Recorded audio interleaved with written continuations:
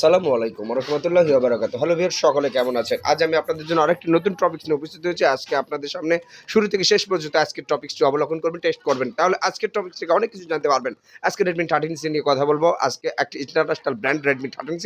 এই 13C এর ফুল configuration specification নিয়ে ডিটেইলস আলোচনা থাকবে আজকের ভিডিওতে। তো শুরু থেকে শেষ পর্যন্ত টেস্ট করার জন্য অনুরোধ করা হলো আপনাদেরকে। চলুন, প্রতিনিয়ত আমি স্মার্টফোনের যেহেতু রিভিউ করি, ভিডিও করি, অবশ্যই আপনারা আমার চ্যানেলের সাথেই থাকবেন। তাহলে স্মার্টফোনের বিভিন্ন ফিচার, বিভিন্ন রকমের কন্ডিশন সম্পর্কে আপনাদের কিন্তু অবহিত হয়ে যাবে বিষয়গুলো। তো চলুন আজকে শুরু করি মূল টপিকস Redmi 13C। ভেরিয়েন্ট হিসেবে আমরা পাবো 6 128 আর 128 বিভিন্ন রকমের কনফিগারেশন কিন্তু এখানে থাকবে।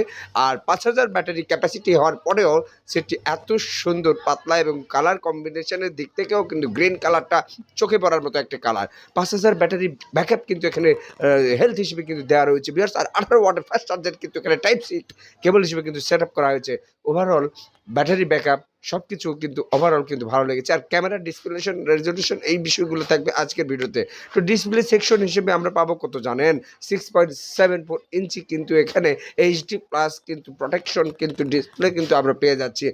আসলে প্রত্যেকটা স্মার্টফোনের যদি ডিসপ্লে রেজুলেশনটা ভালো হয়, অনেক সেটগুলোতে দেখবেন AMOLED প্যানেলের ডিসপ্লে, এইচডি প্লাসের ডিসপ্লে, হ্যাঁ, এই কিন্তু ডিসপ্লেগুলো কিন্তু দেওয়া থাকে। আর আমরা 13C-তে আজকে দেখতে পাচ্ছি যে এইচডি প্যানেলের ডিসপ্লে কিন্তু এখানে দেওয়া রয়েছে, হ্যাঁ। আর এইচডি প্যানেলে 6.74 ইঞ্চি ডিসপ্লে দেওয়ার কারণে কিন্তু ভিডিওগুলো কিন্তু অত্যন্ত চমৎকার আকারে কিন্তু আমরা দেখতে পারবো। টাইপ সি পাশাপাশি 18 ওয়াটের ফাস্ট কেবল আর 5000 ব্যাটারি ক্যাপাসিটির জন্য কিন্তু Redmi 13C আমার কাছে ভালোই মনে হয়েছে।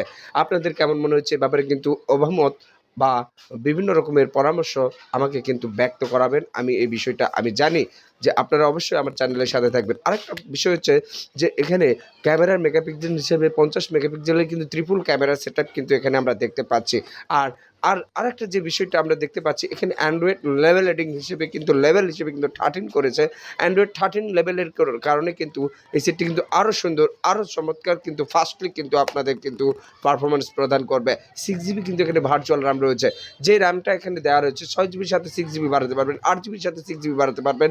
এরকম কিন্তু ভার্চুয়াল RAM কিন্তু সিস্টেম কিন্তু Redmi 13C-তে কিন্তু আমরা দেখতে পাবো।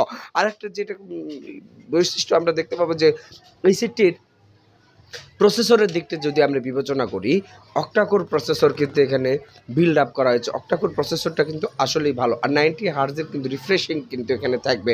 90 হার্টজের রিফ্রেশিংয়ের কারণে কিন্তু ভিডিও রেজলিউশনগুলো কিন্তু আরও ভালো পাবো। আর 2K থেকে 4K ভিডিওগুলো কিন্তু জুম কম্বিনেশনের মাধ্যমে কিন্তু আমরা দেখতে পারবো Redmi 13C-তে।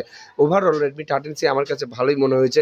আপনাদের কাছে কেমন মনে হয়েছে এই ব্যাপারে কিন্তু অবশ্যই আমাকে কমেন্টস করবেন, জানাবেন। তো বর্তমান সময়ে কিন্তু সাইড মাউন্টেড ফিঙ্গারপ্রিন্ট কিন্তু অত্যন্ত জনপ্রিয় মডেল বা জনপ্রিয়তা পেয়েছে সাইড মাউন্টেড ফিঙ্গারপ্রিন্ট। আগে কিন্তু পূর্বের সেটগুলোতে কিন্তু পিছনে ফিঙ্গারপ্রিন্ট, কোনোটাতে ডিসপ্লে ফিঙ্গারপ্রিন্ট, কিন্তু সাইড মাউন্টেড ফিঙ্গারপ্রিন্টটা অত্যন্ত লেটেস্ট আপডেট একটি কিন্তু ফিঙ্গারপ্রিন্ট সিস্টেম কিন্তু এখানে আমরা দেখতে পাচ্ছি। আর কালার হিসেবে কিন্তু জোস কালার হচ্ছে মিডনাইট ব্ল্যাক, আর গ্রিন কালারটাও কিন্তু আমরা এখানে দেখতে পাবো। ওভারঅল মেলায় Redmi 13C আমার কাছে ভালোই মনে হয়েছে। আপনাদের কাছে কেমন মনে হচ্ছে? এই 15 থেকে 16,000 টাকা রেঞ্জের মধ্যে এরকম একটা ফিচার কম্বিনেশনে কিন্তু Redmi 13C-তে কিন্তু আমরা দেখতে পেয়েছি।